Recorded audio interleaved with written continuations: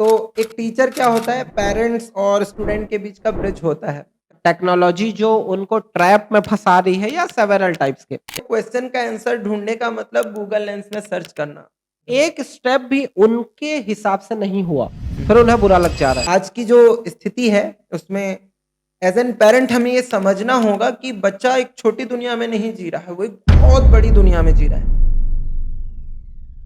Hello students and parents, आज हम एक ऐसे टॉपिक पर डिस्कस करेंगे जो टॉपिक का नाम होगा बियॉन्ड द बुक्स। मेरे साथ हैं अमित पंडा सर। अमित पंडा सर लगभग 20 साल से टीचिंग कर रहे हैं।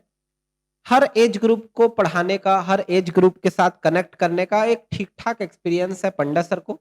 मैं निखिल पंडा लमसम 7-8 साल से बच्चों के साथ टाइम बिता रहा हूँ। मैं भी सारे एज ग्रुप के साथ काम कर चुका हूँ, सारे एज ग्रुप के साथ कनेक्ट कर चुका हूँ। Panda sir state board and CBSE में काम कर चुके हैं। खुद वो एक पेरेंट हैं और पेरेंटिंग साइकोलॉजी को और डे टू डे लाइफ के ह्यूमन साइकोलॉजी, ह्यूमन फिलोसॉफीज़ को अच्छे से समझते हैं। क्योंकि पंडा सर एज़ अ पोएट भी हैं, काफ़ी अच्छी पोएट्री कर लेते हैं। तो पंडा सर, आप अपने बारे में इस तरीके से जो सोच पाते हैं या एक रॉनेस आपके में दिखता है, आप कैसे इसको कर पाते हैं? देखिए, एक्सपीरियंस सब कुछ करता है। मैंने ज़िंदगी भर बच्चों को जिया है, बच्चों के साथ खेला हूँ, उनको पढ़ाया हूँ, उनके प्रॉब्लम्स सुने हैं, साथ ही साथ पेरेंट्स की भी प्रॉब्लम्स सुने हैं। तो एक टीचर क्या होता है, पेरेंट्स और स्टूडेंट के बीच का ब्रिज होता है। कभी-कभी वो बातें जो बच्चे पेरेंट्स को नहीं बोल पाते हैं, वो भी हमें कहते हैं। तो बस और कुछ नहीं, जो भोगा है वहीं से सीखा है और वहीं से पाया है और वही बाँटने की कोशिश है। हम दोनों यहाँ बात करके एक ब्रिज बनाने की कोशिश कर रहे हैं वापस से, पेरेंट्स के साथ और बच्चों के साथ। हम चाहते हैं कि हाँ, बच्चे भी खुलकर बोलें, पेरेंट्स भी खुलकर बोलें और एज़ एन टीचर हम भी खुलकर बोलेंगे। जो हमारा एक्सपीरियंस है वो बोलेंगे। आप लोग भी बोलिए, आप लोग भी हमें सजेस्ट करिए, हम सीखेंगे, आप सीखेंगे। ये एक पॉडकास्ट जर्नी जो हम लोग अभी शुरू कर रहे हैं, उसका कुल मात्र जो उद्देश्य है वो ये है कि better parenting and better teaching हो। एकदम पंडा सर जैसे बोले कि teachers are bridge between students and parents, कि एक स्टूडेंट और एक पेरेंट्स को लिंक करता है एक टीचर। पेरेंट्स हमारे पास अपने बच्चे का प्रॉब्लम बताते हैं, बच्चा हमारे पास अपने पेरेंट का प्रॉब्लम बताता है और हम एक दूसरे के प्रॉब्लम को सही तरीके से सॉल्व करते हैं।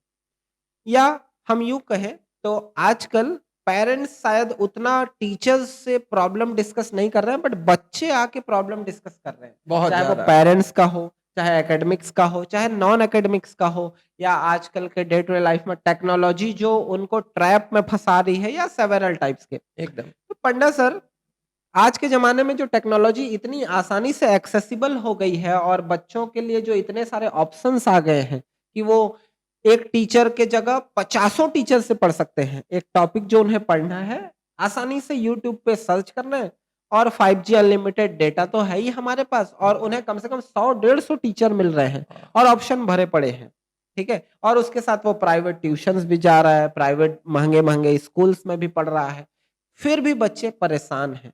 एकदम। तो आप अपना व्यू इसमें बताइए कि बच्चे क्यों परेशान हैं? देखिए, ऑप्शंस हमेशा हम लोगों को सही चुनने का मौका दें, ऐसा तो नहीं होगा। जब हम लोग किसी पार्टी में जाते हैं खाने के लिए, बहुत सारे ऑप्शंस होते हैं। सही मायने में देखें तो हम लोग कुछ भी ठीक से नहीं खा पाते हैं। आजकल जो लोगों की साइकोलॉजी है, सब जगह से थोड़ा-सा उठाते हैं, थोड़ा-सा चखते हैं, फेंकते हैं। बच्चे भी यही कर रहे हैं। अब सोचिए कि हम 10-15 साल पहले चले जाते हैं। मान लेते हैं मैं एक स्टूडेंट हूँ और मैंने एक क्वेश्चन बनाया और वो मुझसे नहीं बना। अब मैं क्या करूँगा? क्योंकि आई हैव नो सॉल्यूशन, तो मैंने उसको 2-3 बार अटेम्प्ट करना है, क्योंकि एक बार में तो नहीं बनता है क्वेश्चन, 2-3 बार लगाना पड़ता है। तो 2-3 बार ट्राई करूँगा, अब वो तभी नहीं बना। अब उसके बाद मेरे को वेट करना पड़ेगा अगले दिन किसी ट्यूशन टीचर या स्कूल टीचर का। अब स्कूल टीचर के पास गए, स्कूल टीचर भी उसे बनाया। इट कैन बी कि स्कूल टीचर को भी 1-2 अटेम्प्ट लेने पड़े अगर वो टफ एकदम। चैप्टर था, हुँ। टफ क्वेश्चन था तो। इन दैट केस समझिए कि उस क्वेश्चन को सॉल्व करने में एक लंबा समय लगा। और वो जो लंबा समय लगा, वो बच्चे को सीखने में भी लंबा समय लगा। उसने भी उसके कई बार प्रयास किए, कई बार उसको ट्राई किया और जब इतनी तकलीफ से वो चीज़ को सीखता था, तो उसके पास रह जाता था। अभी एक क्वेश्चन मेरे से नहीं बना, क्या करेगा? गूगल लेंस में डालेगा क्वेश्चन, टाइप भी नहीं करना है, गूगल हम्म। लेंस में डालेगा, आफ्टर अ सेकेंड उसका आंसर मिल गया, अब step by multiple step. Answer मिलेंगे, कम से हाँ, कम 50 साइट है एकदम। जो उस क्वेश्चन का आंसर बना के रखे हैं। अब जैसे ही उस क्वेश्चन का आंसर मिला, बच्चे ने वहीं से टीपा, होमवर्क कंप्लीट, फिनिश, कहानी खत्म। अब वो रील टपका सकता है भाई। हम्म। उसके लिए वो क्वेश्चन का आंसर ढूंढने का मतलब गूगल लेंस में सर्च करना। तो उसे कैसे आएगा? क्यों आएगा? जिसे सीखना मुश्किल से था, वो निकलता भी मुश्किल से था। जब सीखने में कठिनाई होती थी तो निकलता भी मुश्किल से था। अब सीख यूँ जा रहे हैं। वो ठीक वैसा है कि कैलकुलेटर के यूज़ करने के बाद जब हम किसी दुकानदार के पास जाते हैं, ₹5 का 3 सामान खरीदते हैं तो वो 5 इंटू 3 करके 15 बोल करके देखता है और बोलता है हाँ भैया ₹15 हुए।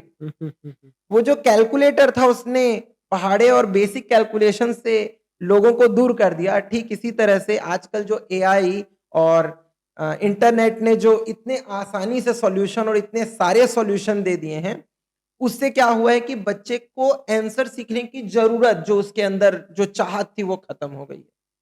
एक और क्वेश्चन जो तुमने पूछा था कि इतने सारे टीचर का क्या? कोई भी चीज़, टमाटर भी जब बहुत ज़्यादा मिलता है ना भई, सस्ता हो जाता है।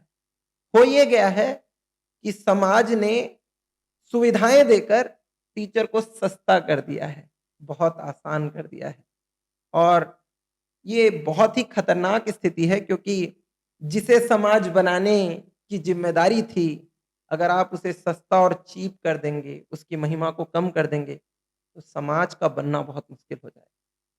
तो मेजर ये स्टूडेंट्स आज के डेट में टीचर्स को तो रिस्पॉन्स ही नहीं कर रहे हैं, रिस्पेक्ट नहीं कर रहे हैं। इसका एक ही एकदम, ऑप्शन है क्योंकि उनके पास ऑप्शंस बहुत है। एकदम, आज हमारे पास है, हमसे अगर उसके कॉन्फ्लिक्ट्स हुए, आज टीचर ये सोच रहा है कि बच्चे को कैसे मैं बुरा ना लगे। एकदम, एकदम, हाँ, कैसे मैं बुरा ना लगे, बच्चा कैसे हमसे कनेक्टेड रहे और बच्चे इतने शॉर्ट अटेंशन स्पैन में आ गए हैं, तो उन्हें बुरा बहुत लग रहा है। एकदम। एक स्टेप भी उनके हिसाब से नहीं हुआ, हुँ, फिर उन्हें बुरा लग जा रहा है। वो चाहे पेरेंट्स से भी बुरा लग रहा है, हमको आए दिन बताते रहते हैं एकदम। बच्चे कि उनके पेरेंट्स उनके लिए सबसे बड़े दुश्मन है।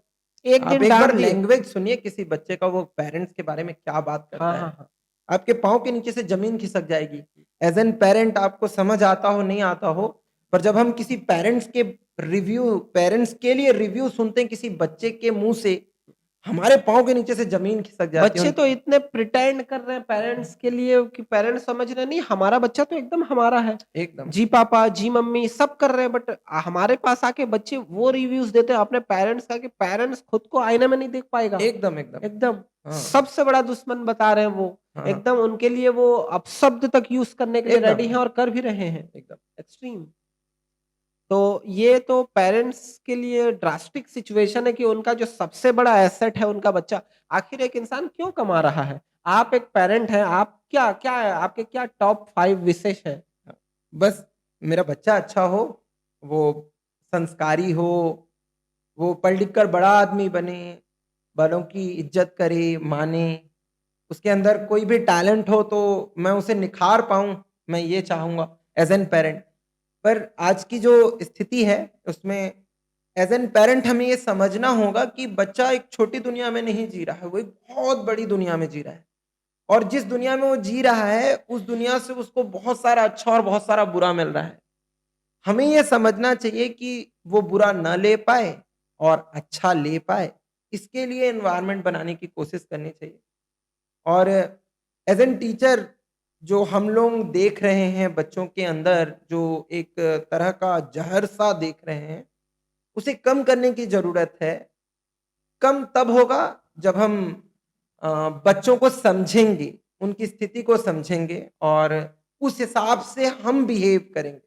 तो फिर बच्चे हमको समझने लगेंगे और ये ज़रूर एक संक्रांति काल बीत रहा है, एक ट्रांज़िशन टाइम बीत रहा है जब बच्चे एआई और इंटरनेट के गुरु हैं और पेरेंट्स उनके शिष्य, क्योंकि उन्हें नहीं आता।